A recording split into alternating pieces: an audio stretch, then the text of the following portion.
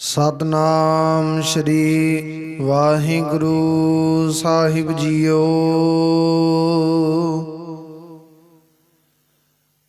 जेता समुंद सागर नीर भरिया, तेते औगुण हमारे। दया करो किछ मेरो पाव, डुबदे पत्थर तारे। जिया डागना बराबर दबै, भीतर वगै घाती। प्रणवत नानक हुक्म पछाणै, सुख होवै दिन राती। जुगो जुग अटल चवर छत्र तखत दे मालक, दसां पातशाहियां जी दी जोत। हाजर नाजर श्री गुरु ग्रंथ साहिब महाराज जी दे पावन पवित्र सतगुरां दे सन्मुख हजूरी अंदर जुड़ बैठी गुरु प्यारी। गुरु सवारी गुरु की साजी साज के नवाजी। गुरु का खास रूप खालसा साध संगत जियो। आओ कुछ गुरु जी दे पावन पवित्र चरण कमलों दे नाल मन विरतियां कागर करके जुड़ करके बहन दी कृपालता करिए। समय और सौसां नूं सफला करिए। सतगुरां दियां खुशियां प्राप्त करना करिए। चल रही लड़ीवार शब्द विचार कथा गुरबाणी सरवण करना करिए। आप संगत ने जो हुण तक लड़ीवार शब्द विचार कथा गुरबाणी सरवण करना कीती है, वो विचार इथों तक सी कि जिस वेले सतगुरु गुरु गोबिंद सिंह महाराज दसम पातशाह सतगुरु जी इधर नादून दी धरती ते सतगुरु जी बख्शिश रहमत करन वास्ते भीम चंद सैन दे बेनती नूं प्रवान करके सतगुरु जी दे नाल मदद सहायता करन गए ने जंग युद्ध दे विच। जिस जंग युद्ध की पूर्ण तौर पर मुकम्मल तौर पर फतेह हुई है, समाप्ति हुई है, ते बाद विच सतगुरु गुरु गोबिंद सिंह महाराज दसम पातशाह सतगुरु जी हुण इधर नादून शहर विखे सतगुरु जी विराजमान है। हुण जिहड़े जंग युद्ध जित चुके ने पहाड़ी राजे, वो पर्वत दे लोग सतगुरु जी उन्हां राजियां दे गृह विखे चरण पा के उन्हां दे गृह नूं पवित्र पे करदे ने। हुण सतगुरु जी दा सत्कार करदे ने वो राजे, पहाड़ी राजे भीम चंद सैन दे नाल सतगुरु दे सन्मुख नतमस्तक हुंदे ने ते सतगुरु जी दे वास्ते महंगियां तो महंगियां बेशुमार कीमती भेटां अर्पण करदे ने। हुण जिहड़े पहाड़ी राजे हुण नादून इथों दे वासी ने, वो सतगुरु जी नूं आपो अपने घरे लिजा के चरण पवाउंदे ने, सतगुरु दा सत्कार करदे, सिखां दा सत्कार करदे ने। जल पानी प्रसादे पानी दी पूर्ण तौर ते सतगुरु दे सन्मुख सेवा पे करदे ने। इदां समां बतीत हुंदा गया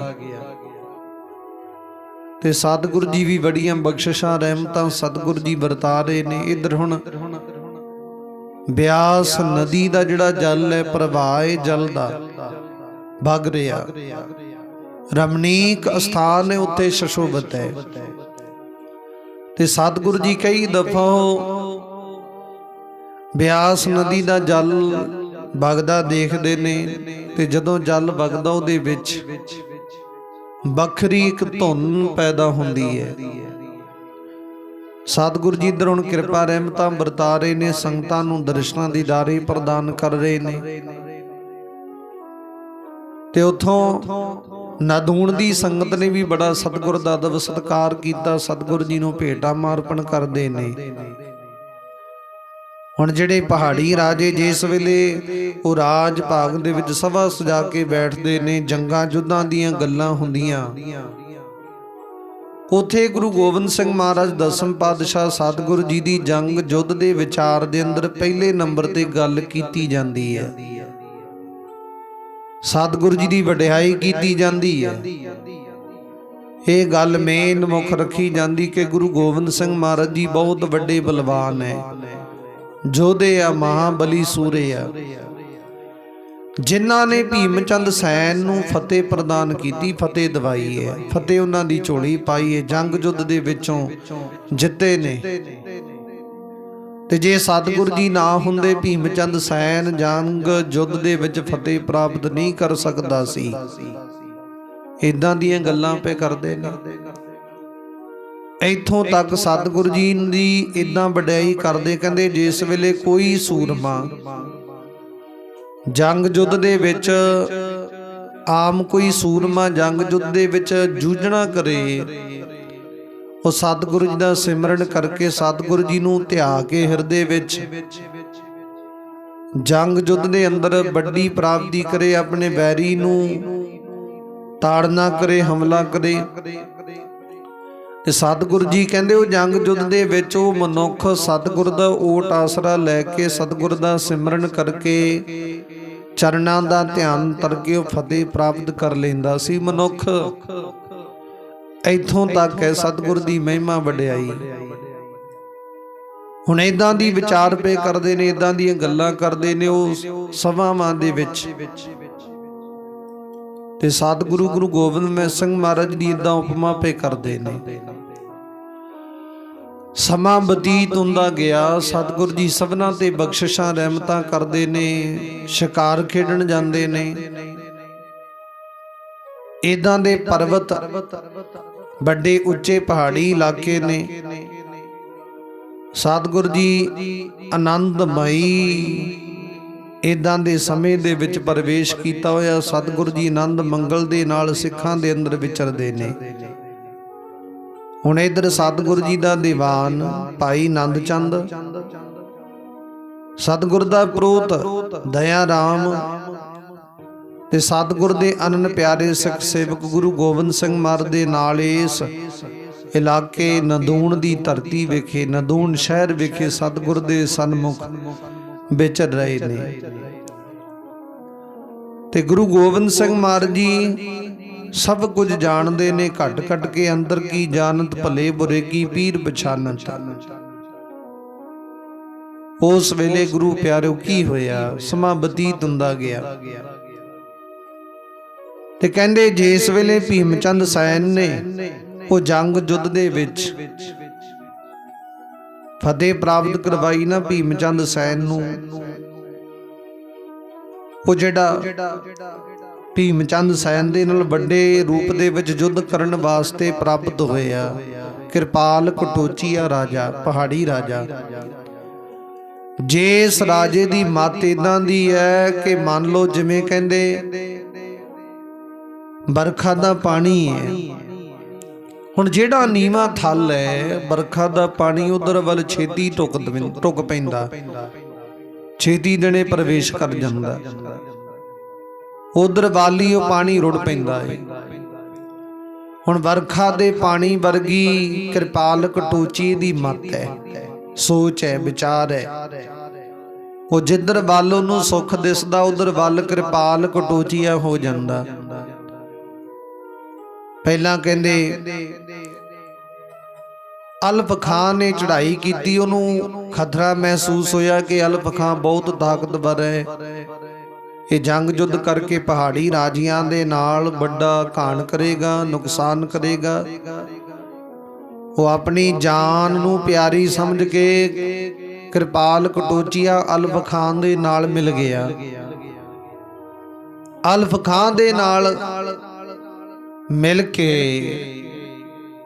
ਉਹਨੇ ਜੰਗ ਜੁੱਧ ਕਰਨ ਵਾਸਤੇ ਭੀਮ ਚੰਦ ਸੈਨ ਵੱਲ ਤਿਆਰੀ ਕਰ ਲਈ ਸੀ।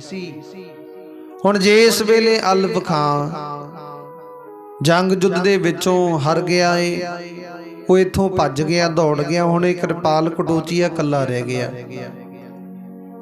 ਕਿਰਪਾਲ ਕਟੋਚੀਏ ਨੇ ਮਨ ਦੇ ਵਿੱਚ ਵਿਚਾਰ ਕੀਤੀ, ਗੁਰੂ ਗੋਬਿੰਦ ਸਿੰਘ ਮਹਾਰਾਜ ਜੀ ਭੀਮ ਚੰਦ ਸੈਨ ਦੇ ਨਾਲ ਮੌਜੂਦ ਹੈ, ਤੇ ਜੇਕਰ ਭੀਮ ਚੰਦ ਸੈਨ ਵੱਡਾ ਪ੍ਰਤਾਪ ਵਾਲਾ ਬਣ ਗਿਆ, ਮੇਰਾ ਕੱਖ ਨਹੀਂ ਰਹਿਣਾ।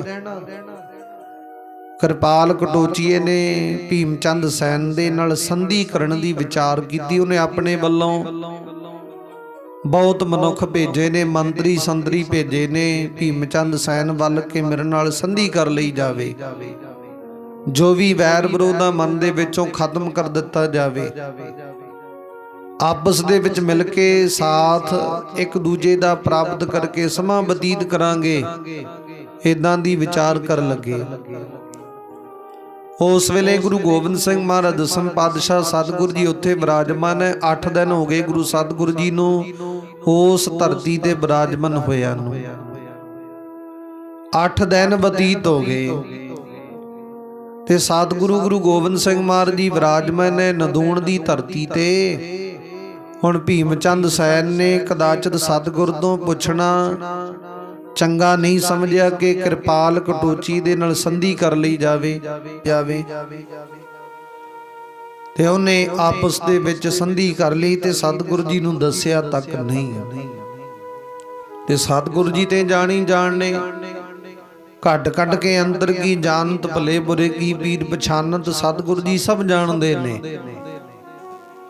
ਉਸ ਵੇਲੇ ਗੁਰੂ ਗੋਬਿੰਦ ਸਿੰਘ ਮਹਾਰਾਜ ਦਸਮ ਪਾਤਸ਼ਾਹ ਜੀ ਜਾਣ ਗਏ ਕਿ ਭੀਮ ਚੰਦ ਸੈਨ ਨੇ ਕਿਰਪਾਲ ਕਟੋਚੀਏ ਦੇ ਨਾਲ ਸੰਧੀ ਕਰ ਲਈ ਹੈ, ਵਿਚਾਰ ਕਰ ਲਈ ਹੈ। ਤੇ ਸਤਿਗੁਰੂ ਜੀ ਨੇ ਮਨ ਦੇ ਵਿੱਚ ਕਿਸੇ ਪ੍ਰਕਾਰ ਕੋਈ ਗੁੱਸਾ ਧਾਰਨ ਨਹੀਂ ਕੀਤਾ, ਮਨ ਦੇ ਵਿੱਚ ਕਿਸੇ ਪ੍ਰਕਾਰ ਕੋਈ ਇਦਾਂ ਦੀ ਵਿਚਾਰ ਪ੍ਰਾਪਤ ਨਹੀਂ ਕੀਤੀ।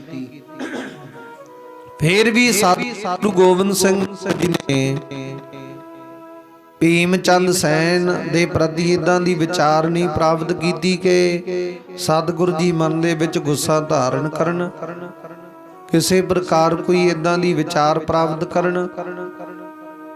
ਸਤਿਗੁਰੂ ਗੁਰੂ ਗੋਬਿੰਦ ਸਿੰਘ ਮਹਾਰਾਜ ਤੋਂ ਭੀਮ ਚੰਦ ਸੈਨ ਨੇ ਓਹਲਾ ਰੱਖਿਆ। ਜਦੋਂ ਸਤਿਗੁਰੂ ਜੀ ਨੂੰ ਪਤਾ ਲੱਗਿਆ ਕਿ ਭੀਮ ਚੰਦ ਸੈਨ ਨੇ ਇਹ ਵਿਚਾਰ ਪ੍ਰਾਪਤ ਕੀਤੀ ਹੈ, ਸਤਿਗੁਰੂ ਗੁਰੂ ਗੋਬਿੰਦ ਸਿੰਘ ਮਹਾਰਾਜ ਦੇ ਮਨ ਦੇ ਵਿੱਚ ਇਸ ਗੱਲ ਦਾ ਜ਼ਰੂਰ ਰੋਸ ਪ੍ਰਾਪਤ ਹੋਇਆ ਕਿ ਭੀਮ ਚੰਦ ਸੈਨ ਨੇ ਸਾਡੇ ਤੋਲਾ ਰੱਖਿਆ। ਸਤਿਗੁਰੂ ਜੀ ਨੇ ਜਕਦਮ ਸਿੱਖਾਂ ਨੂੰ ਕਹਿ ਕੇ ਹੁਕਮ ਕੀਤਾ, ਸਿੱਖੋ ਬਈ ਚਲੋ ਚੱਲੀਏ ਆਪਾਂ ਆਨੰਦਪੁਰ ਦੀ ਧਰਤੀ ਤੇ। ਹੁਣ ਸਾਡਾ ਇੱਥੇ ਰਹਿਣਾ ਕਦਾਚਿਤ ਵੀ ਚੰਗਾ ਨਹੀਂ ਹੈ, ਕਿਉਂਕਿ ਪਰਬਤੀ ਲੋਕ ਨੇ ਇਹ ਪੱਥਰ ਦੀ ਪੂਜਾ ਕਰਦੇ ਨੇ, ਪੱਥਰ ਦਿਲ ਨੇ, ਪੱਥਰ ਦੀ ਵਿਚਾਰ ਰੱਖਦੇ ਨੇ। ਇਹਨਾਂ ਨਾਲ ਰਹਿਣਾ ਚੰਗੀ ਗੱਲ ਨਹੀਂ। ਇਹਨਾਂ ਦਾ ਜਿਹੜਾ ਮਨ ਹੈ, ਇਹਨਾਂ ਦੀ ਸੋਚ ਹੈ, ਇਹਨਾਂ ਦੀ ਵਿਚਾਰ ਹੈ, ਉਹ ਕਦਾਚਿਤ ਵੀ ਕਿਸੇ ਪ੍ਰਕਾਰ ਚੰਗੀ ਨਹੀਂ ਹੈ। ਕਹਿੰਦੇ ਆਪਣੇ ਆਪ ਕਠੋਰ ਦਿਲ ਨੇ, ਇਹਨਾਂ ਨੇ ਸੰਸਾਰ ਦੇ ਵਿੱਚ ਸਹੀ ਮੈਨੇ ਉਹ ਵਿਚਾਰ ਪ੍ਰਾਪਤ ਨਹੀਂ ਕਰਨੀ। ਕਹਿੰਦੇ ਕੱਚੇ ਦਿਲ ਦੇ ਨੇ, ਕੱਚੇ ਕੰਨਾਂ ਦੇ ਨੇ, ਇਸ ਕਰਕੇ ਇਹਨਾਂ ਕੋਲ ਹੁਣ ਰਹਿਣਾ ਚੰਗੀ ਗੱਲ ਨਹੀਂ। ਚਲੋ ਚਲੀਏ ਆਨੰਦਪੁਰ ਦੀ ਧਰਤੀ ਤੇ ਭਾਈ ਆਨੰਦ ਚੰਦ ਉਸ ਵੇਲੇ ਸਤਿਗੁਰ ਦਾ ਅਨੰਨ ਪਿਆਰਾ ਸਿੱਖ ਸੇਵਕ ਦੀਵਾਨ ਹੈ ਭਾਈ ਆਨੰਦ ਚੰਦ, ਤੇ ਸਤਿਗੁਰ ਦਾ ਪ੍ਰੋਤ ਭਾਈ ਦਇਆ ਰਾਮ। ਉਸ ਵੇਲੇ ਗੁਰੂ ਗੋਬਿੰਦ ਸਿੰਘ ਮਹਾਰਾਜ ਨੇ ਸਿੱਖਾਂ ਨੂੰ ਇਦਾਂ ਹੁਕਮ ਕੀਤਾ ਤੇ ਜਕਦਮ ਰਣਜੀਤ ਨਗਾਰਾ ਵਜਾਉਣ ਦਾ ਆਦੇਸ਼ ਦਿੱਤਾ। ਤੇ ਰਣਜੀਤ ਨਗਾਰਾ ਇਦਾਂ ਵੱਜਿਆ, ਇਦਾਂ ਉਹਦੀ ਧੁਨ ਉਤਪੰਨ ਹੋਈ, ਪ੍ਰਾਪਤ ਹੋਈ। ਤੇ ਗੁਰੂ ਪਿਆਰਿਓ, ਭੀਮ ਚੰਦ ਸੈਨ ਦੇ ਰਾਜ ਭਾਗ ਤੱਕ ਉਹ ਜਿਹੜੀ ਗੂੰਜ ਹੈ ਪ੍ਰਾਪਤ ਹੋਈ ਹੈ, ਉੱਚੀ ਧੁਨ ਦੇ ਵਿੱਚ ਨਗਾਰਾ ਵੱਜਣਾ ਕੀਤਾ।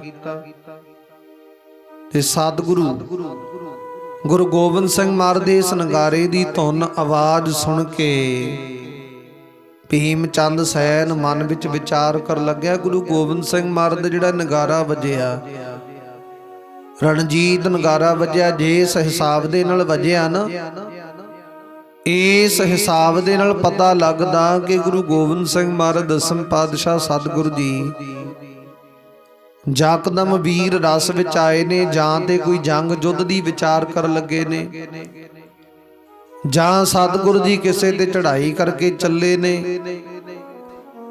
ਕੀ ਪਤਾ ਕੀ ਵਿਚਾਰ ਲੈ ਕੇ ਸਤਿਗੁਰੂ ਜੀ ਪ੍ਰਾਪਤ ਹੋਏ ਨੇ, ਕੀ ਕਰਨ ਲੱਗੇ ਨੇ, ਜਾਣਿਆ ਨਹੀਂ ਜਾ ਸਕਦਾ। ਉਸ ਵੇਲੇ ਸਤਿਗੁਰੂ ਜੀ ਦੇ ਸਨਮੁਖ ਭੀਮ ਚੰਦ ਸੈਨ ਨੇ ਇੱਕ ਮੰਤਰੀ ਭੇਜ ਕੇ ਖਬਰ ਪ੍ਰਾਪਤ ਕਰਨ ਦਾ ਯਤਨ ਕੀਤਾ। ਕਹਿੰਦੇ ਜਾਓ, ਜਾ ਕੇ ਗੁਰੂ ਗੋਬਿੰਦ ਸਿੰਘ ਮਹਾਰਾਜ ਨੂੰ ਪੁੱਛ ਕੇ ਆਓ ਕਿ ਰਣਜੀਤ ਨਗਾਰਾ ਵਜਾਇਆ ਇਹਦਾ ਕਾਰਨ ਕੀ ਹੈ, ਇਹਦਾ ਰੀਜਨ ਕੀ ਹੈ। ਉਸ ਵੇਲੇ ਮੰਤਰੀ ਗਿਆ ਸਤਿਗੁਰ ਦੇ ਕੋਲ, ਜਾ ਕੇ ਉਹਨੇ ਨਮਸਕਾਰ ਕੀਤੀ ਹੈ। ਸਤਿਗੁਰੂ ਜੀ ਰਣਜੀਤ ਨਗਾਰਾ ਵੱਜਿਆ, ਭੀਮ ਚੰਦ ਸੈਨ ਨੇ ਪੁੱਛਿਆ ਤੁਹਾਡੇ ਤੋਂ ਕਿ ਇਹਦਾ ਕਾਰਨ ਕੀ ਹੈ। ਗੁਰੂ ਗੋਬਿੰਦ ਸਿੰਘ ਮਹਾਰਾਜ ਜੀ ਕਹਿਣ ਲੱਗੇ ਅਸੀਂ ਵੀ ਆਨੰਦਪੁਰ ਦੀ ਧਰਤੀ ਨੂੰ ਜਾ ਰਹੇ ਹਾਂ, ਆਪਣਾ ਕੂਚ ਕਰ ਰਹੇ ਹਾਂ। ਉਸ ਮੰਤਰੀ ਨੇ ਜਾ ਕੇ ਭੀਮ ਚੰਦ ਸੈਨ ਨੂੰ ਦੱਸਿਆ ਕਿ ਸਤਿਗੁਰੂ ਜੀ ਆਨੰਦਪੁਰ ਦੀ ਧਰਤੀ ਵੱਲ ਚਾਲੇ ਪਾ ਰਹੇ ਨੇ। ਭੀਮ ਚੰਦ ਸੈਨ ਨੇ ਵਿਚਾਰ ਕੀਤੀ, ਅਚਨਚੇਤ ਸਤਿਗੁਰੂ ਜੀ ਦੱਸੇ ਤੋਂ ਬਿਨਾਂ ਹੀ ਤੁਰ ਪਏ, ਕਾਰਨ ਕੀ ਹੈ। ਉਹਨੇ ਉਸੇ ਮੰਤਰੀ ਦੇ ਹੱਥ ਸੁਨੇਹਾ ਪੁੱਛਿਆ ਕਿਉਂ ਚੱਲੇ ਹੋ ਆਨੰਦਪੁਰ ਦੀ ਧਰਤੀ ਤੇ ਉਹ ਮੰਤਰੀ ਸੁਨੇਹਾ ਇਦਾਂ ਲੈ ਕੇ ਫੇਰ ਪਹੁੰਚਿਆ। ਸਤਿਗੁਰੂ ਨੇ ਦੱਸਿਆ, ਕਹਿੰਦੇ ਭੀਮ ਚੰਦ ਸੈਨ ਦੀ ਮਤ ਮਲੀਨ ਹੋ ਚੁੱਕੀ ਹੈ, ਉਹਦੀ ਮਤ ਕੱਚੀ ਹੈ, ਸੋਚ ਕੱਚੀ, ਵਿਚਾਰ ਕੱਚੀ ਹੈ, ਉਹਦਾ ਹਿਰਦਾ ਕਠੋਰ ਹੈ। ਕਹਿੰਦੇ ਉਹਨੇ ਆਪਣੇ ਆਪ ਸਾਡੇ ਤੋਂ ਉਹਲਾ ਰੱਖਿਆ, ਕਿਰਪਾਲ ਕਟੋਚੀ ਦੇ ਨਾਲ ਸੰਧੀ ਕਰ ਲਈ, ਸਾਡੇ ਪੁੱਛੇ ਤੋਂ ਬਿਨਾਂ ਹੀ। ਅਸੀਂ ਹੁਣ ਇੱਥੇ ਰਹਿ ਕੇ ਕੀ ਕਰਨਾ, ਜੋ ਕਾਰਜ ਕੀਤਾ ਉਹਦਾ ਕਰਨ ਵਾਸਤੇ ਆਏ ਸੀ ਉਹ ਪੂਰਾ ਕਰ ਦਿੱਤਾ, ਹੁਣ ਸਾਡਾ ਇੱਥੇ ਰਹਿਣਾ ਚੰਗੀ ਗੱਲ ਨਹੀਂ, ਅਸੀਂ ਰਹਿ ਕੇ ਵੀ ਕੀ ਕਰਨਾ, ਭਾਵ ਕੁਝ ਨਹੀਂ, ਹੁਣ ਅਸੀਂ ਜਾਣਾ ਜ਼ਰੂਰ ਹੈ, ਜਾਣਾ ਬਣਦਾ ਸਾਡਾ। ਤੇ ਗੁਰੂ ਗੋਬਿੰਦ ਸਿੰਘ ਮਹਾਰਾਜ ਨੇ ਇਦਾਂ ਵਿਚਾਰ ਕੀਤੀ। ਗੁਰੂ ਪਿਆਰਿਓ, ਉਸ ਵੇਲੇ ਭੀਮ ਚੰਦ ਸੈਨ ਕਹਿੰਦਾ ਨਹੀਂ ਅਸੀਂ ਵੀ ਸਤਿਗੁਰ ਦੇ ਨਾਲ ਹੀ ਚੱਲਾਂਗੇ ਜੇ ਜਾਵਾਂਗੇ, ਨਹੀਂ ਤੇ ਸਤਿਗੁਰੂ ਜੀ ਰਹਿਣ ਇੱਥੇ। ਸਤਿਗੁਰੂ ਗੁਰੂ ਗੋਬਿੰਦ ਸਿੰਘ ਮਹਾਰਾਜ ਜੀ ਕਹਿੰਦੇ ਨਹੀਂ, ਤੁਹਾਨੂੰ ਇੱਥੇ ਹੀ ਰਹਿਣਾ ਪੈਣਾ, ਸਾਡੇ ਨਾਲ ਜਾਣ ਦੀ ਕੋਈ ਲੋੜ ਨਹੀਂ, ਤੁਹਾਡੇ ਨਾਲ ਜਿੰਨੀ ਵਿਚਾਰ ਸੀ ਉਹ ਪੂਰਨ ਤੌਰ ਤੇ ਮੁਕੰਮਲ ਹੋ ਗਈ, ਵਿਚਾਰ ਪ੍ਰਾਪਤ ਹੋ ਗਈ ਹੈ, ਬਸ ਇੱਥੋਂ ਤੱਕ ਤੁਹਾਡਾ ਤੇ ਸਾਡਾ ਸਾਥ ਸੀ, ਸਾਡੇ ਨਾਲ ਜਾਣ ਦੀ ਕੋਈ ਲੋੜ ਨਹੀਂ, ਸਾਡੇ ਨਾਲ ਵਿਚਾਰ ਕਰਨ ਦੀ ਕੋਈ ਲੋੜ ਨਹੀਂ। ਸਤਿਗੁਰੂ ਜੀ ਵੀਰ ਰਸ ਦੇ ਵਿੱਚ ਆਏ ਨੇ। ਉਸ ਵਕਤ ਰਣਜੀਤ ਨਗਾਰਾ ਵਜਾ ਕੇ ਸਤਿਗੁਰੂ ਜੀ ਨੇ ਨਦੂਣ ਦੀ ਧਰਤੀ ਤੋਂ ਚਾਲੇ ਪਾਏ ਤੇ ਇਧਰ ਸਤਿਗੁਰੂ ਜੀ ਆਨੰਦਪੁਰ ਦੀ ਧਰਤੀ ਵੱਲ ਚੱਲਣ ਵਾਸਤੇ ਤਿਆਰ ਹੋਏ ਨੇ। ਸਿੱਖਾਂ ਨੇ ਤਿਆਰੀਆਂ ਕੀਤੀਆਂ।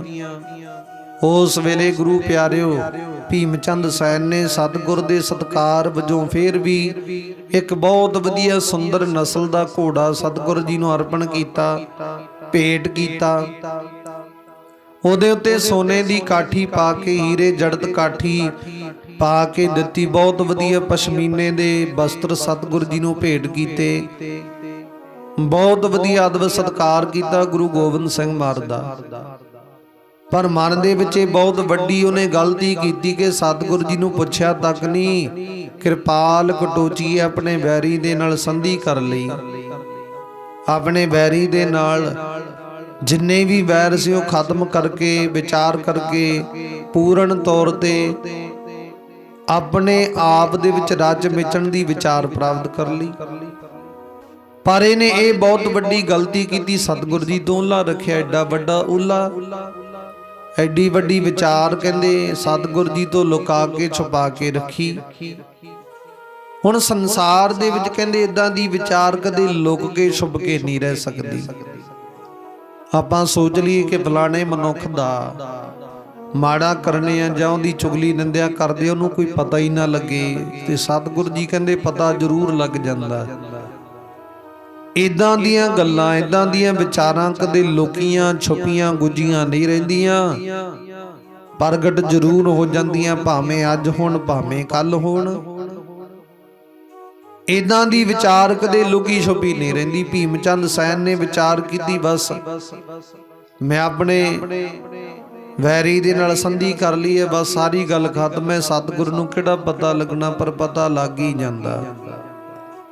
ਇਹ ਗੱਲ ਵੱਖਰੀ ਹੈ। ਕਈ ਦਫਾ ਉਦਾਂ ਦੇ ਮਨੁੱਖ ਨੂੰ ਕੋਈ ਮਨੁੱਖ ਦੱਸ ਕੇ ਚਰਤਾ ਕੇ ਇਹ ਨਹੀਂ ਕਹਿ ਸਕਦਾ, ਚਿਤਾਰਦਾ ਨਹੀਂ ਕਿ ਭਾਈ ਤੂੰ ਆ ਕਾਰਜ ਕੀਤਾ, ਪਰ ਪਤਾ ਸਭ ਕੁਝ ਲੱਗ ਜਾਂਦਾ।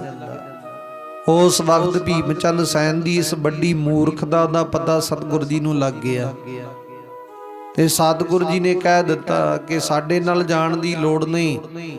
ਭਾਵੇਂ ਭੀਮ ਚੰਦ ਸੈਨ ਦੇ ਦਿੱਤੇ ਹੋਏ ਉਪਹਾਰ ਭੇਟਾਵਾਂ ਗੁਰੂ ਸਤਿਗੁਰੂ ਨੇ ਪ੍ਰਾਪਤ ਕਰ ਲੀਆਂ, ਸਵੀਕਾਰ ਕਰ ਲੀਆਂ, ਪਰ ਅੰਦਰੋਂ ਜਿਹੜਾ ਮਨ ਹੈ ਉਹ ਸਤਿਗੁਰ ਦਾ ਖੁਸ਼ ਨਹੀਂ ਹੋਇਆ, ਮਨ ਭਤੀਜਿਆ ਨਹੀਂ। ਤੇ ਸਤਿਗੁਰੂ ਗੁਰੂ ਗੋਬਿੰਦ ਸਿੰਘ ਮਹਾਰਾਜ ਜੀ ਵੀਰ ਰਸ ਦੇ ਵਿੱਚ ਅੰਦਰੋਂ ਹਿਰਦੇ ਵਿੱਚੋਂ ਭੀਮ ਚੰਦ ਸੈਨ ਨੂੰ ਕੋਸ ਰਹੇ ਨੇ, ਤੇ ਆਨੰਦਪੁਰ ਸਾਹਿਬ ਦੀ ਧਰਤੀ ਵੱਲ ਚਾਲੇ ਪਾ ਦਿੱਤੇ। ਚਲਦੇ ਚਲਦੇ ਗੁਰੂ ਗੋਬਿੰਦ ਸਿੰਘ ਮਹਾਰਾਜ ਜੀ ਇੱਕ ਨਗਰ ਵਿਖੇ ਪਹੁੰਚੇ ਨੇ, ਜਿਸ ਨਗਰ ਦਾ ਨਾਮ ਆਸੂਣ ਨਗਰ ਹੈ। ਉਸ ਨਗਰ ਵਿਖੇ ਸਤਿਗੁਰੂ ਜੀ ਪਹੁੰਚੇ ਨੇ।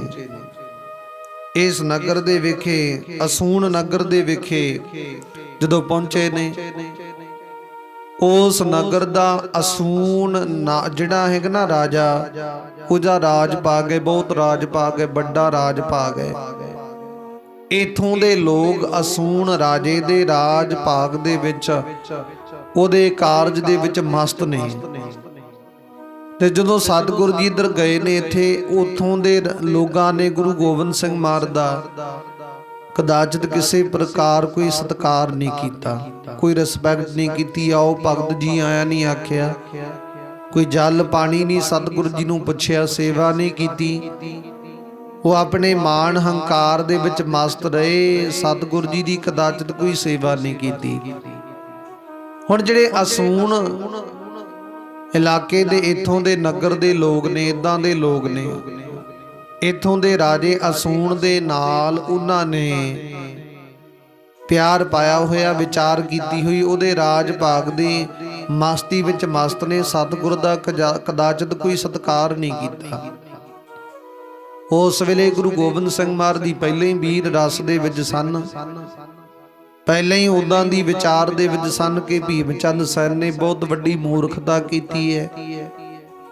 ਤੇ ਸਤਿਗੁਰੂ ਜੀ ਨੇ ਭਾਈ ਆਨੰਦ ਚੰਦ ਵਰਗੇ, ਦਇਆ ਰਾਮ ਪ੍ਰੋਤ ਵਰਗੇ ਸਿੱਖਾਂ ਨੂੰ ਹੁਕਮ ਕੀਤਾ, ਸਿੱਖੋ ਇਥੋਂ ਦੇ ਲੋਕਾਂ ਦੀ ਏਡੀ ਮਾੜੀ ਮੱਤ ਹੈ, ਏਡੀ ਭੈੜੀ ਸੋਚ ਹੈ, ਜਿਹੜੇ ਕਿ ਗੁਰੂ ਨਾਨਕ ਦੇ ਦਰ ਕਰਦਾ ਕਦਾਚਿਤ ਵੀ ਕਿਸੇ ਪ੍ਰਕਾਰ ਹਿਰਦੇ ਵਿੱਚ ਕੋਈ ਡਰ ਭੈ ਨਹੀਂ ਰੱਖਦੇ, ਸਤਿਕਾਰ ਨਹੀਂ ਰੱਖਦੇ, ਮਨ ਦੇ ਵਿੱਚ ਕਦਾਚਿਤ ਵੀ ਕਿਸੇ ਪ੍ਰਕਾਰ ਕੋਈ ਪ੍ਰੇਮ ਨਹੀਂ ਰੱਖਦੇ। ਕਹਿੰਦੇ ਜਿਹੜਾ ਗੁਰੂ ਨਾਨਕ ਦੇ ਦਰਕਰ ਦੇ ਨਾਲ ਪ੍ਰੇਮ ਨਹੀਂ ਰੱਖਦਾ, ਭਾਵਨਾ ਨਹੀਂ ਰੱਖਦਾ, ਸ਼ਰਧਾ ਨਹੀਂ ਰੱਖਦਾ, ਮਨ ਦੇ ਵਿੱਚ ਭਾਉ ਨਹੀਂ ਰੱਖਦਾ, ਉਹ ਮਨੁੱਖ ਦਾ ਸੰਸਾਰ ਦੇ ਵਿੱਚ ਇੱਕ ਜਿਉਣਾ ਤ੍ਰਿਗਕਾਰ ਹੈ। ਸਤਿਗੁਰੂ ਜੀ ਕਹਿੰਦੇ ਆਓ ਕਰੋ, ਫਿਰ ਇਹਨਾਂ ਲੋਕਾਂ ਨੂੰ ਦੰਡ ਦਿਓ। ਇਹਨਾਂ ਨੇ ਬਹੁਤ ਵੱਡੀ ਅਵਿਗਿਆ ਕੀਤੀ ਗੁਰੂ ਨਾਨਕ ਦੇ ਦਰਕਰ ਦੀ, ਸਿੱਖਾਂ ਦਾ ਸਤਿਕਾਰ ਨਹੀਂ ਕੀਤਾ, ਸਾਡਾ ਸਤਿਕਾਰ ਨਹੀਂ ਕੀਤਾ, ਕੋਈ ਜਲ ਪਾਣੀ ਪ੍ਰਸ਼ਾਦੇ ਪਾਣੀ ਦੀ ਸੇਵਾ ਤੱਕ ਨਹੀਂ ਕੀਤੀ। ਕਹਿੰਦੇ ਜਾਓ, ਜਾ ਕੇ ਇਥੋਂ ਦੇ ਲੋਕਾਂ ਨੂੰ ਲੁੱਟ ਲਿਆਓ, ਇਥੋਂ ਦੇ ਲੋਕਾਂ ਨੂੰ ਲੁੱਟ ਖੋਹ ਕਰ ਦਿਓ, ਜਿਹੜਾ ਕੋਈ ਮਨੁੱਖ ਅੜੇਗਾ ਉਹਨੂੰ ਖਤਮ ਕਰ ਦਿਓ, ਮਾਰ ਦਿਓ। ਇਥੋਂ ਦਾ ਅਸੂਣ ਜਿਹੜਾ ਰਾਜਾ ਉਹਨੂੰ ਵੀ ਖਤਮ ਕਰ ਦਿਓ। ਤੇ ਸਤਿਗੁਰੂ ਜੀ ਨੇ ਹੁਕਮ ਕੀਤਾ, ਸਿੱਖਾਂ ਨੇ ਸੱਤ ਵਚਨ ਕਹਿ ਕੇ ਹੁਕਮ ਮੰਨਿਆ। ਹੁਣ ਅਸੂਣ ਨਗਰ ਪਿੰਡ ਵਿੱਚ ਗਏ ਨੇ, ਇਥੋਂ ਦੇ ਰਾਜੇ ਦਾ ਨਾਮ ਵੀ ਅਸੂਣ ਹੈ। ਉੱਥੇ ਗਏ, ਜਾ ਕੇ ਉਹਨਾਂ ਸਿੱਖਾਂ ਨੇ ਸਭ ਤੋਂ ਪਹਿਲਾਂ ਉਹਨਾਂ ਨੂੰ ਲਲਕਾਰਿਆ, ਬਈ ਤੁਸੀਂ ਸਤਿਗੁਰ ਦਾ ਸਤਿਕਾਰ ਨਹੀਂ ਕੀਤਾ, ਤੁਹਾਨੂੰ ਇਹਦਾ ਹਰਜਾਨਾ ਭੁਗਤਣਾ ਪੈਣਾ। ਉਸ ਵੇਲੇ ਜਿਹੜੇ ਕਾਫੀ ਲੋਕ ਸਨ ਉਹਦੇ ਸਿੱਖਾਂ ਦੇ ਡਰ ਦੇ ਮਾਰੇ ਡਰ ਗਏ ਨੇ। ਉਹਨਾਂ ਨੇ ਆਪਣਾ ਆਪ ਸਭ ਕੁਝ ਸਤਿਗੁਰ ਦੇ ਸਿੱਖਾਂ ਨੂੰ ਅਰਪਣ ਕਰ ਦਿੱਤਾ। ਤੇ ਜਿਹੜੇ ਲੋਕ ਅੜੇ ਸਨ ਸਿੱਖਾਂ ਦੇ ਸਨਮੁਖ ਉਹਨਾਂ ਨੂੰ ਸਿੱਖਾਂ ਨੇ ਜਾਨੋਂ ਮਾਰ ਦਿੱਤਾ। ਮਾਰ ਕੇ ਉਹਨਾਂ ਦਾ ਸਭ ਕੁਝ ਲੁੱਟ ਲਿਆ। ਸੋਨਾ ਚਾਂਦੀ ਹੀਰੇ ਜਵਰਾਤ ਜੋ ਧਨ ਦੌਲਤ ਸੀ ਸਭ ਕੁਝ ਲੁੱਟ ਲਿਆ, ਸਭ ਕੁਝ ਪ੍ਰਾਪਤ ਕਰ ਲਿਆ। ਜੋ ਵੀ ਉਹਨਾਂ ਦਾ ਮਾਲ ਧਨ ਸੀ ਸਭ ਕੁਝ ਲੁੱਟ ਲਿਆ। ਤੇ ਉਸ ਵੇਲੇ ਰਾਜੇ ਨੂੰ ਪਤਾ ਲੱਗਿਆ। ਰਾਜੇ ਨਾਲ ਵੀ ਜੰਗ ਕਰਕੇ ਰਾਜੇ ਨੂੰ ਮਾਰ ਮੁਕਾਇਆ, ਖਤਮ ਕਰ ਦਿੱਤਾ। ਜਿਹੜੇ ਅੜ ਗਏ ਸਨ ਉਹਨਾਂ ਨੂੰ ਮਾਰ ਕੇ ਇਦਾਂ ਮੁਕਾ ਦਿੱਤਾ। ਜਿਹੜੇ ਡਰਦੇ ਸਨ ਉਹ ਭੱਜ ਗਏ। ਕਈ ਆਪਣੇ ਘਰਾਂ ਦੇ ਵਿੱਚੋਂ ਹੀ ਨਹੀਂ ਨਿਕਲੇ ਡਰਦੇ ਮਾਰੇ। ਉਸ ਵੇਲੇ ਸਤਿਗੁਰ ਦੇ ਸਨਮੁਖ ਇਦਾਂ ਕਰਕੇ ਜਦੋਂ ਇਹ ਵਿਚਾਰ ਪ੍ਰਾਪਤ ਹੋਈ, ਸਤਿਗੁਰੂ ਜੀ ਅਨੰਦਪੁਰ ਸਾਹਿਬ ਦੀ ਧਰਤੀ ਵੱਲ ਜਾ ਰਹੇ ਨੇ। ਰਾਸਤੇ ਵਿੱਚ ਅਸੂਣ ਨਗਰ ਇਹ ਆਇਆ।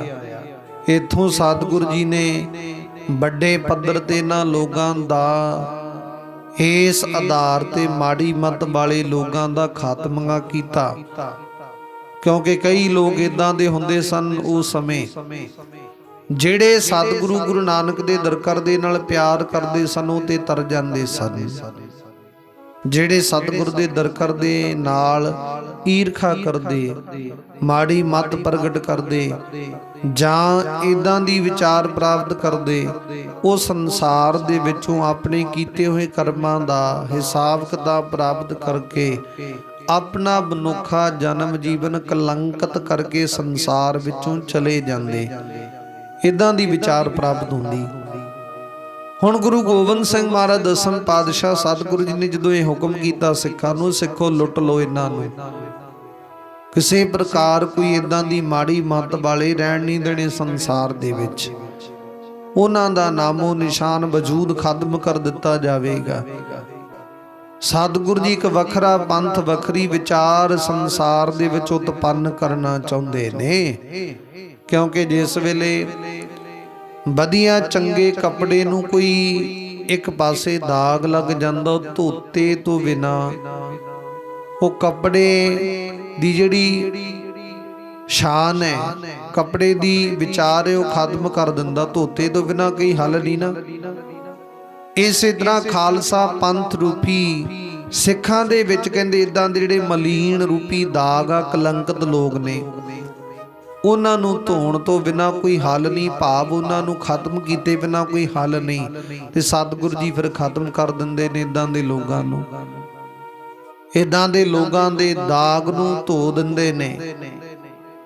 ਆਪ ਸਤਿਗੁਰੂ ਜੀ ਜੰਗ ਜੁੱਧ ਕਰਕੇ ਉਹਨਾਂ ਨੂੰ ਇੱਕ ਪਾਸੇ ਹਟਾ ਦਿੰਦੇ ਨੇ। ਜਦੋਂ ਬਹੁਤ ਭਾਰੀ ਜੰਗ ਜੁੱਧ ਹੋਇਆ, ਜੰਗ ਦੇ ਰੂਪ ਦੇ ਵਿੱਚ ਲੋਕਾਂ ਦੇ ਕਤਲ ਕੀਤੇ ਗਏ। ਉਧਰੋਂ ਉਹਨਾਂ ਨੇ ਵੀ ਵਿਚਾਰ ਕੀਤੀ, ਆਪਣਾ ਆਪ ਬਚਾਓ ਕਰਨ ਵਾਸਤੇ ਉਹਨਾਂ ਨੇ ਵੀ ਹਥਿਆਰ ਚਲਾਉਣਾ ਕੀਤੇ, ਕਿਰਪਾਨਾਂ ਵਰਸ਼ੇ, ਅਨੇਕ ਪ੍ਰਕਾਰ ਦੇ ਇਦਾਂ ਦੇ ਵਿਚਾਰ ਕੀਤੀ। ਇਸ ਰੂਪ ਦੇ ਵਿੱਚ ਇਹ ਕਹਿ ਲੋ ਕਿ ਇੱਕ ਛੋਟੀ ਜੀ ਜੰਗ ਹੋਣਾ ਕੀਤੀ ਆ ਉਸ ਅਸੂਣ ਨਗਰ ਦੇ ਵਿੱਚ। ਉਹ ਛੋਟੀ ਜੀ ਜੰਗ ਦੇ ਵਿੱਚ ਬਹੁਤ ਵੱਡੇ ਪੱਧਰ ਤੇ ਲੋਕਾਂ ਦਾ ਕਤਲ ਕਰ ਦਿੱਤਾ ਗਿਆ, ਮਾਰ ਦਿੱਤੇ ਗਏ ਨੇ। ਲੋਕ ਲਹੂ ਲਹਾਨ ਹੋ ਗਏ ਨੇ। ਵੱਡੇ ਪੱਧਰ ਤੇ ਇੱਕ ਦੂਜੇ ਨਾਲ ਲੜ ਕੇ ਮਰ ਗਏ ਨੇ। ਕੋਈ ਆਪਣੀ ਜਾਨ ਬਚਾ ਕੇ ਭੱਜਦਾ, ਕੋਈ ਕਿਵੇਂ ਯਤਨ ਕਰਦਾ, ਕੋਈ ਕਿਵੇਂ। ਉਸ ਵਕਤ ਤੋਂ ਵੱਡੇ ਨਗਰ ਦੇ ਵਿੱਚ ਛੋਟੀ ਜੀ ਜੰਗ ਹੋਈ। ਅਸੂਣ ਰਾਜਾ ਮਾਰ ਦਿੱਤਾ ਗਿਆ। ਮਾਰ ਕੇ ਰਾਜ ਪਾਗੂ ਦਾ ਖਤਮ ਕਰਕੇ ਉੱਥੇ ਗੁਰੂ ਪਿਆਰਿਓ ਇਹ ਜੰਗ ਦੇ ਮੈਦਾਨ ਦਾ ਇੱਕ ਛੋਟਾ ਜਿਹਾ ਦ੍ਰਿਸ਼ ਦੇਖਣ ਨੂੰ ਪ੍ਰਾਪਤ ਹੋਇਆ, ਜਿੱਥੇ ਕਾਫੀ ਲੋਕਾਂ ਦੇ ਮਰਦਕ ਸਰੀਰ ਡਿੱਗੇ ਪਏ ਨੇ। ਉਹ ਨਗਰ ਉਜਾੜ ਘਰ ਬਣ ਗਿਆ, ਜਿੱਥੇ ਲੋਕ ਆਪਣਾ ਕਿਰਤ ਵਿਰਤ ਕਰਦੇ ਨੇ, ਜਿੱਥੇ ਅਸੂਣ ਰਾਜਾ ਆਪਣਾ ਰਾਜ ਭਾਗ ਕਾਇਮ ਕਰਕੇ ਬੈਠਾ, ਜਿੱਥੇ ਉਹ ਆਪਣੇ ਰਾਜ ਭਾਗ ਦਾ ਹੁਕਮ ਚਲਾਉਂਦਾ। ਉਹ ਸਭ ਕੁਝ ਸਿੱਖਾਂ ਨੇ ਖਤਮ ਕਰ ਦਿੱਤਾ, ਘਾਣ ਕਰ ਦਿੱਤਾ, ਉਜਾੜ ਕਰ ਦਿੱਤਾ। क्योंकि सतगुर दी गुरबाणी फरमाउंदी कहंदी जिथे सतगुर दा नाम जपिया जांदा उत्थे ਵੱਡੇ ਵੱਡੇ ਚੌਬਾਰੇ ਸੋਭਦੇ ਨੇ, ਮਹਿਲ ਸੋਭਦੇ ਨੇ। ਜਿੱਥੇ ਸਤਿਗੁਰ ਦਾ ਅਦਬ ਸਤਿਕਾਰ ਨਹੀਂ, ਗੁਰਬਾਣੀ ਨਹੀਂ ਪੜ੍ਹੀ ਜਾਂਦੀ, ਕਿਸੇ ਪ੍ਰਕਾਰ ਸਤਿਗੁਰ ਦਾ ਉੱਥੇ ਸਿਮਰਨ ਨਹੀਂ ਹੁੰਦਾ, ਉੱਥੇ ਵੱਡੇ ਵੱਡੇ ਮਹਿਲ ਵੀ ਉਜਾੜ ਕਰ ਬਣ ਜਾਂਦੇ। ਜਿਵੇਂ ਸਤਿਗੁਰ ਜੀ ਕਹਿੰਦੇ ਜਿੱਥੈ ਨਾਮ ਜਪੀਏ ਪ੍ਰਭ ਪਿਆਰੇ ਸੇ ਆਸਤਲ ਸੋਨ ਚੌਬਾਰੇ, ਜਿੱਥੇ ਨਾਮ ਨਾ ਜਪੀਏ ਮੇਰੇ ਗੋਵਿੰਦਾ ਸਹੀ ਨਗਰ ਉਜਾੜੀ ਜੀਓ। ਉਹ ਨਗਰ ਉਜਾੜ ਬਣ ਜਾਂਦਾ, ਉਹ ਘਰ ਉਹ ਪਰਿਵਾਰ ਉਜਾੜ ਬਣ ਜਾਂਦਾ ਜਿੱਥੇ ਨਾਮ ਨਹੀਂ ਜਪਿਆ ਜਾਂਦਾ। ਹੁਣ ਇੱਥੇ ਸਤਿਗੁਰ ਦਾ ਕੋਈ ਸਤਿਕਾਰ ਨਹੀਂ, ਕੋਈ ਨਾਮ ਨਹੀਂ ਜਪਿਆ, ਕੋਈ ਗੁਰਬਾਣੀ ਦੀ ਵਿਚਾਰ ਨਹੀਂ, ਕੋਈ ਸੇਵਾ ਨਹੀਂ, ਕੋਈ ਭਾਵਨਾ ਨਹੀਂ। ਹੁਣ ਇਦਾਂ ਦੇ ਅਸਥਾਨ ਭਾਵੇਂ ਕਿੱਦਾਂ ਦੀ ਵਿਚਾਰ ਕਰਕੇ ਹੁਣ ਉਹ ਉਜਾੜ ਦਾ ਰੂਪ ਬਣ ਜਾਂਦੇ ਨੇ, ਉੱਥੇ ਕੋਈ ਵਸ ਨਹੀਂ ਸਕਦਾ। ਇੱਥੇ ਉਜਾੜ ਬਣ ਗਿਆ, ਸਾਰੇ ਲੋਕਾਂ ਨੂੰ ਮਾਰ ਦਿੱਤਾ, ਕੋਈ ਭੱਜ ਗਏ ਜਾਨ ਬਚਾ ਕੇ, ਕੋਈ ਕਿਵੇਂ ਕੋਈ ਕਿਵੇਂ। ਸਤਿਗੁਰੂ ਗੁਰੂ ਗੋਬਿੰਦ ਸਿੰਘ ਦਾ ਮਾਰਦੇ ਸਿੱਖਾਂ ਨੇ ਇਦਾਂ ਕਰਕੇ ਉਹਨਾਂ ਲੋਕਾਂ ਨੂੰ ਮੌਤ ਦੇ ਘਾਟ ਉਤਾਰ ਦਿੱਤਾ। ਗਲੀਆਂ ਮੁਹੱਲਿਆਂ ਵਿੱਚ ਥਾਂ ਥਾਂ ਤੇ ਉੱਥੇ ਇਲਾਕੇ ਦੇ ਵਿੱਚ ਲੋਕਾਂ ਦੀਆਂ ਲਾਸ਼ਾਂ ਪਈਆਂ ਨੇ, ਮ੍ਰਿਤਕ ਸਰੀਰ ਪਏ ਨੇ, ਥਾਂ ਥਾਂ ਤੇ ਖੂਨ ਡੁੱਲਿਆ ਪਿਆ, ਲਾਲ ਰੰਗ ਦੀ ਧਰਤੀ ਬਣੀ ਪਈ ਹੈ। ਤੇ ਸਤਿਗੁਰੂ ਗੁਰੂ ਗੋਬਿੰਦ ਸਿੰਘ ਮਹਾਰਾਜ ਦੇ ਸਨਮੁਖੋਂ ਸਿੱਖਾਂ ਨੇ ਸਭ ਕੁਝ ਲੁੱਟ ਕੇ ਸੋਨਾ ਚਾਂਦੀ ਹੀਰੇ ਜਵਰਾਤ ਲਿਆਂਦੇ। ਤੇ ਸਤਿਗੁਰੂ ਜੀ ਨੇ ਆਖ ਦਿੱਤਾ ਉਹ ਕੋਈ ਭਾਈ ਇਦਾਂ ਦੀ ਮਾੜੀ ਮੱਤ ਵਾਲਾ ਜੇਕਰ ਕੋਈ ਹੋਵੇਗਾ, ਉਹ ਇਦਾਂ ਦਾ ਹਸ਼ਰ ਆਪਣੇ ਆਪ ਪ੍ਰਾਪਤ ਕਰੇਗਾ। ਸਤਿਗੁਰੂ ਗੁਰੂ ਗੋਬਿੰਦ ਸਿੰਘ ਮਹਾਰਾਜ ਨੇ ਸਿੱਖਾਂ ਨੂੰ ਹੁਕਮ ਕੀਤਾ, ਸਿੱਖੋ ਹੁਣ ਚਲੋ ਵੀ ਅੱਗੇ ਚਾਲੇ ਪਾਈਏ। ਚੱਲ ਕੇ ਸ਼੍ਰੀ ਅਨੰਦਪੁਰ ਸਾਹਿਬ ਦੀ ਧਰਤੀ ਤੇ ਬਿਰਾਜਮਾਨ ਹੋਈ। ਉੱਥੋਂ ਦੇ ਜਿਹੜੇ ਕਾਰਜ ਨੇ, ਵੱਡੇ ਕਾਰਜ ਨੇ, ਉਹਨਾਂ ਕਾਰਜਾਂ ਨੂੰ ਕਰਨ ਦੀ ਮਨ ਦੇ ਵਿੱਚ ਵਿਚਾਰ ਪ੍ਰਾਪਤ ਕਰਨਾ ਕਰੀਏ। ਇਦਾਂ ਸਤਿਗੁਰੂ ਗੁਰੂ ਗੋਬਿੰਦ ਸਿੰਘ ਮਹਾਰਾਜ ਨੇ ਸਿੱਖਾਂ ਨੂੰ ਹੁਕਮ ਕੀਤਾ। ਹੁਣ ਇੱਥੋਂ ਅਸੂਣ ਦੀ ਧਰਤੀ ਤੋਂ ਜੰਗ, ਇੱਥੋਂ ਦੀ ਛੋਟੀ ਜੀ ਜੰਗ ਜਿੱਤ ਕੇ ਸਤਿਗੁਰ ਜੀ ਅੱਗੇ ਸ਼੍ਰੀ ਅਨੰਦਪੁਰ ਸਾਹਿਬ ਦੀ ਧਰਤੀ ਵੱਲ ਜਾ ਰਹੇ ਨੇ, ਚਾਲੇ ਪਾ ਰਹੇ ਨੇ। ਹੁਣ ਸਤਿਗੁਰ ਜੀ ਕਿਵੇਂ ਸ਼੍ਰੀ ਅਨੰਦਪੁਰ ਸਾਹਿਬ ਦੀ ਧਰਤੀ ਤੇ ਜਾ ਕੇ ਬਖਸ਼ਿਸ਼ ਰਹਿਮਤ ਕਰਦੇ ਨੇ, ਕੀ ਕੀ ਬਖਸ਼ਿਸ਼ਾਂ ਵਰਤਾਉਂਦੇ ਨੇ, ਉਹ ਰਹਿੰਦੀ ਵਿਚਾਰ ਆਪਾਂ ਕੱਲ ਨੂੰ ਸਰਵਣ ਕਰਾਂਗੇ ਪਿਆਰਿਓ। ਅੱਜ ਦੀ ਵਿਚਾਰ ਇਥੋਂ ਤੱਕ ਪ੍ਰਵਾਨ ਕਰਨੀ। ਆਓ ਗੁਰੂ ਚਰਨਾਂ ਦੇ ਵਿੱਚ ਸਮਾਪਤੀ ਕਰਨ ਦਾ ਯਤਨ ਕਰੀਏ। ਸਮਾਂ ਜੋ ਸਮਾਪਤ ਹੋ ਚੁੱਕਿਆ, ਰਹਿੰਦੀ ਵਿਚਾਰ ਆਪਾਂ ਕੱਲ ਨੂੰ ਸਰਵਣ ਕਰਾਂਗੇ। ਅੱਗੇ ਕੀ ਕੀ ਵਿਚਾਰ ਹੁੰਦੀ। ਸਤਿਗੁਰ ਜੀ ਅਨੰਦਪੁਰ ਸਾਹਿਬ ਦੀ ਧਰਤੀ ਤੇ ਜਾ ਰਹੇ ਨੇ ਤੇ ਰਸਤੇ ਵਿੱਚ ਹੋਰ ਕੀ ਕੀ ਕੌਤਕ ਵਿੱਚ ਵਿਚਾਰ ਕਰ ਰਹੇ ਨੇ, ਕਿਵੇਂ ਕਿਵੇਂ ਕੌਤਕ ਵਰਤਾ ਰਹੇ ਨੇ, ਕਿਵੇਂ ਕਿਵੇਂ ਕਰਕੇ ਇਦਾਂ ਮਨੁੱਖਾਂ ਦਾ ਭਲਾ ਕਰਦੇ, ਪਾਪੀਆਂ ਨੂੰ ਦੰਡ ਦਿੰਦੇ ਨੇ। ਰਹਿੰਦੀ ਵਿਚਾਰ ਆਪਾਂ ਕੱਲ ਨੂੰ ਸਰਵਣ ਕਰਾਂਗੇ ਪਿਆਰਿਓ। ਅੱਜ ਦੀ ਵਿਚਾਰ ਇਥੋਂ ਤੱਕ ਪ੍ਰਵਾਨ ਕਰਨੀ। ਆਓ ਗੁਰੂ ਚਰਨਾਂ ਦੇ ਵਿੱਚ ਸਮਾਪਤੀ ਕਰਨ ਦਾ ਯਤਨ ਕਰੀਏ। ਸਤਿਗੁਰੂ ਜੀ ਕਿਰਪਾ ਕਰਦੇ ਨੇ।